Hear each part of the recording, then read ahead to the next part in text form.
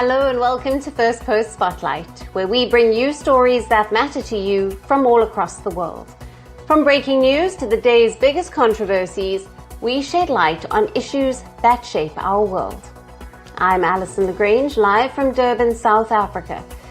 Let's begin with the top headlines. France, Italy and the UK order more new air defense missiles as a sudden shift in America's policy toward Europe builds pressure on its leaders to step up defense. Greenland's next probable prime minister pushes back against US President Donald Trump, rejecting US takeover claims. He insists Greenlanders must shape their own future. The European Union extends sanctions on over 2,400 Russian targets over its war on Ukraine. Budapest, known for its close ties to Moscow, agreed only after 4 people were removed from the list. Southern African leaders to withdraw troops from eastern DRC, where they have been fighting the Rwanda-backed M23 rebels alongside the government. At least 19 foreign soldiers died in violence in January. And over 1 million people in Myanmar will lose life-saving food aid from the World Food Programme due to funding shortages. The UN agency warns worsening conflict is deepening the hunger crisis.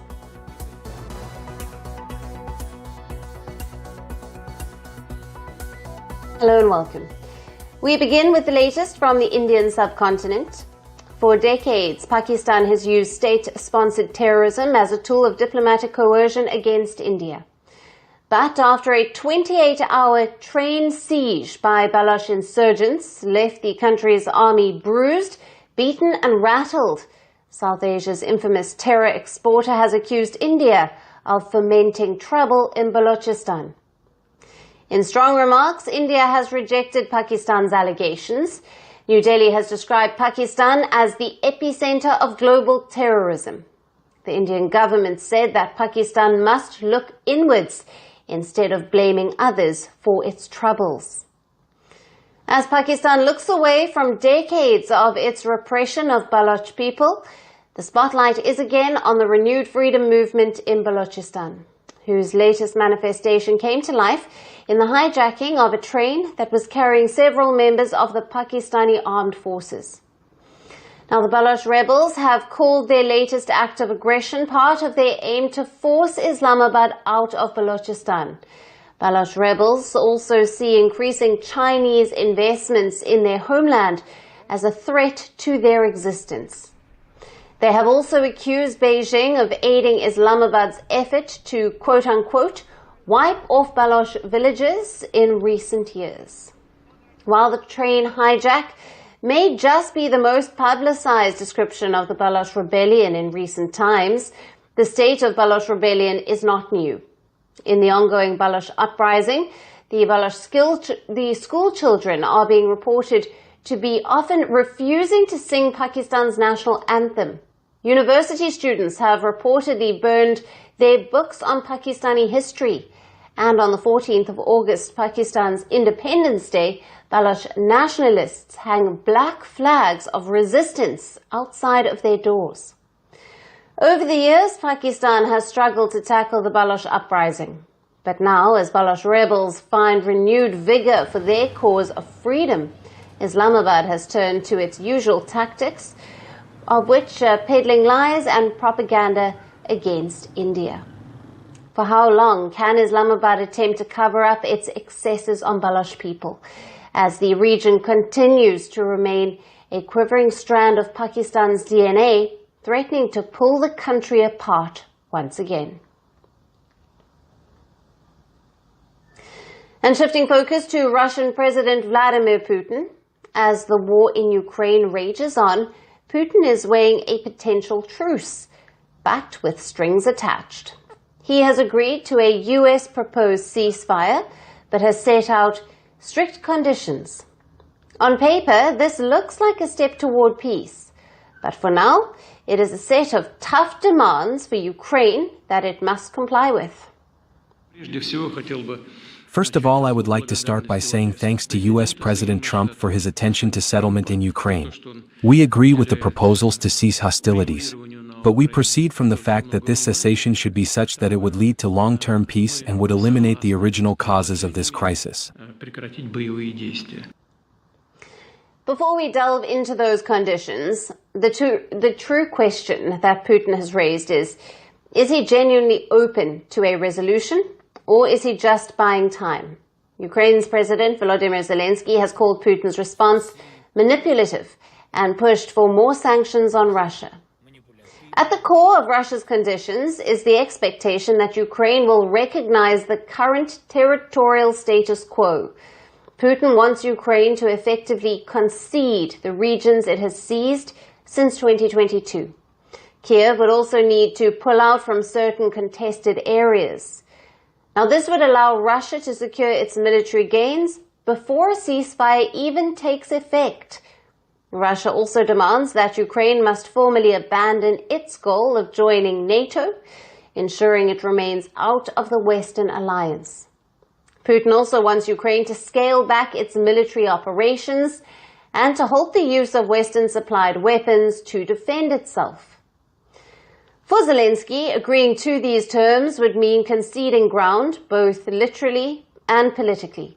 And for Putin, his biggest concerns are he wants assurance that Ukraine won't use the 30-day break to get more weapons from the West. If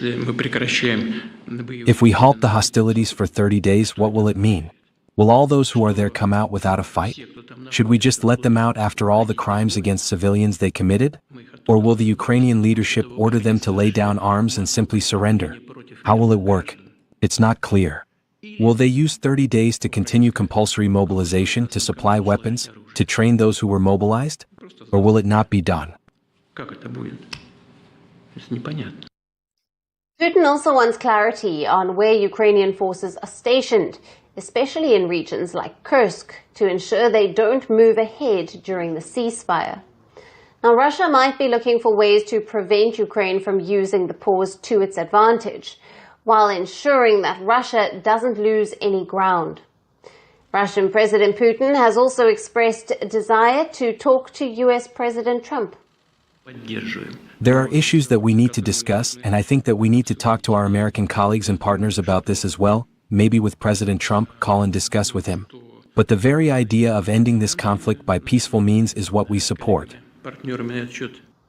European intelligence reports suggest that Putin may be using his ceasefire as a tool to delay and consolidate power. They accuse him of not negotiating in good faith. Russian President Putin clearly has an upper hand here and is negotiating from a position of strength.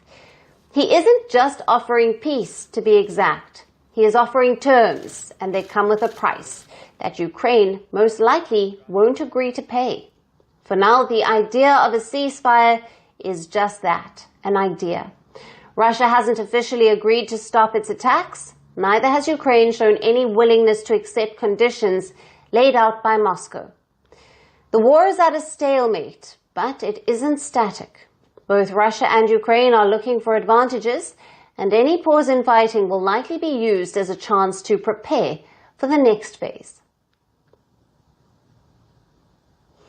And shifting focus to the International Criminal Court in The Hague, where Southeast Asia's most consequential judicial hearing is beginning today. Inside the dock for the pre-trial hearing is the firebrand Filipino leader, former President Rodrigo Duterte. Alleged offense, the 6-year-long war on drugs, which killed thousands, and what the International Criminal Court says amounts to crimes against humanity. After reaching the courtroom from the Dutch detention facility, the former Filipino president will face a 3-woman ICC judge panel. Duterte will then be informed of quantum of charges against him. Now, the charges against Duterte are set to be proclaimed in front of the ICC prosecutor Karim Khan, Duterte's own lawyer, as well as the lawyer of the victims of Duterte's drug war. In front of the ICC justices, Prosecutor Karim Khan must present enough evidence for the case against Duterte to go to trial. At the same time, the former Filipino president may object to charges against him. Duterte may seek to challenge the prosecution's evidence, and Duterte may also present counter-evidence to potentially proclaim innocence in the case. The Filipino Vice President, Sara Duterte, is also in The Hague to help her father fight the case. She has launched a last-minute bid to delay her father's scheduled appearance at the ICC. Now, back in Manila, Veronica Duterte, the youngest daughter of the former Filipino president, has filed a petition in the country's Supreme Court. She has asked the country's Supreme Court to ensure her father is brought back from The Hague. Duterte's youngest daughter suggests that the ICC can only arrest a person if the national legal system of the country is not functioning, and that the Filipino judicial system remains properly functional for anybody to seek justice. Even as Duterte's daughter fights for her father's return to the Philippines, the former president himself has informed the Filipino people of a quote-unquote, a long legal battle. The 79-year-old populist earlier accepted that he remains answerable for his presidential actions because the Filipino military was simply following his orders during the drug war, which his critics call a period of impunity. For all of the what happened in the past, I will face it for our law enforcement and military. I said I will protect you and I will be answerable for all. This will be a long legal proceeding, but I say to you, I will continue to serve my country. So be it, if that is my destiny. Thank you. The ICC trial marks a historic moment, not just for the Philippines, but for international justice. Many see it as a critical chance to bring accountability for the thousands who died in Duterte's drug war, victims whose families still wait for closure. But even now, Duterte remains a deeply polarizing figure, enjoying strong support back home, especially among those who saw his war on drugs as tough but necessary. The ICC's next moves could reshape the future of political accountability in Southeast Asia and test the precise limits of justice on the global stage. Now, why settle for a cramped cubicle when your office could have an ocean view?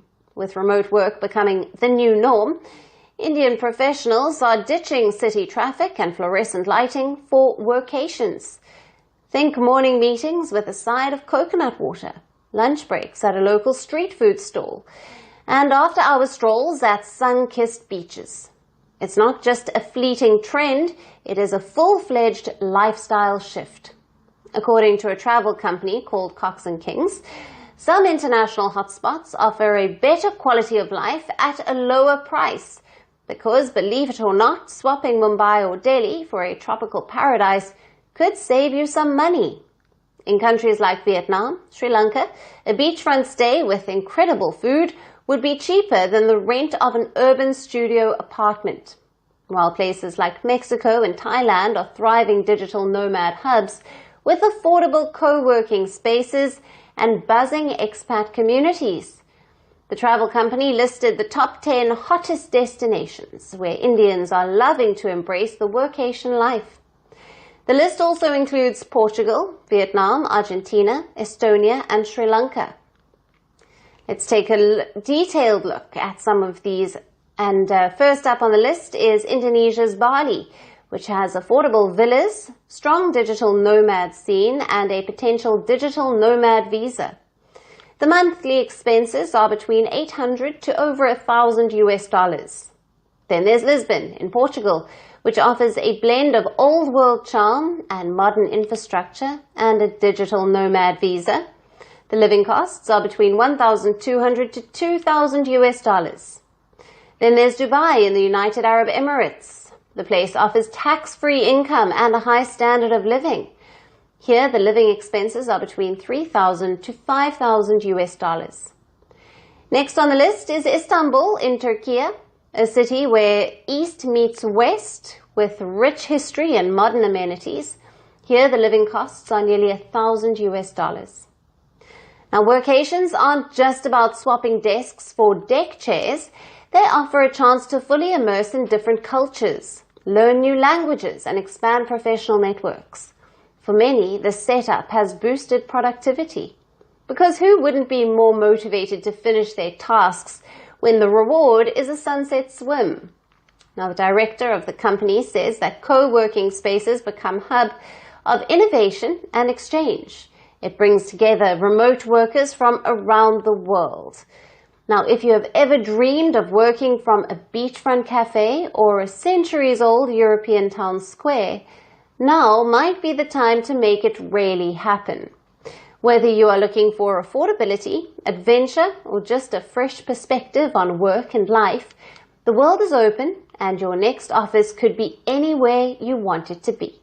So what's stopping you? Your dream office might just be a flight away. And that's all we have on the show for today. We will see you again at the same time on Monday. Thank you for watching. Stay tuned to Firstpost. From breaking news to the day's biggest controversies, shedding light on the world's top headlines, detailed analysis on the stories that matter the most to you. Catch it all on Spotlight at 6 p.m. India time and 12:30 GMT, only on Firstpost. It's over! He's done it again! Unbelievable!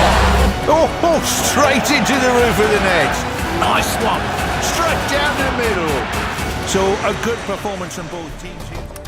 Hello, you're watching First Sports. I'm Rupa Ram.